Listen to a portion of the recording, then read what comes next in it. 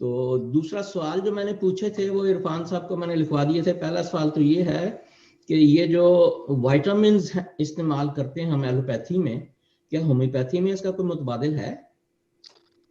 Vitamins देखें जी, vitamins B12 है homeopathy में, विटामिन्स कॉम्प्लेक्स हैं होम्योपैथी में, विटामिन्स फोलिक एसिड है होम्योपैथी में, ये सारे विटामिन्स होम्योपैथी में मिलते हैं। अच्छा, ये मदर टिंचर की सूरत में? नई पोटेंसी की सूरत में। पोटेंसी, अच्छा हाँ। ठीक है। तो सबके दूसरा नाम सवाल इसी तरह विटामिन 12B और इस तरह का? जी, होम्योपैथी में विटामिन B12 12C में अमूमन इंग्लैंड में मिलती है ये दवाई और बहुत इफेक्टिव है।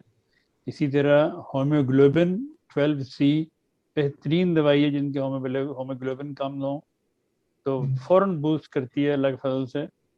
फिर विटामिन B कॉम्प्लेक्स है, ये 6C में मिलता है वहाँ पे इंग्लैंड में, तो इसको अगर आप दें विटामिन B कॉम्प्लेक्स, मैंने एक नुस्खा बनाया हुआ है कमज़ोरी के लिए, तो उस कमज़ोरी के नुस्खे में ये सारे विटामिन हैं, कोई और दवाई नहीं।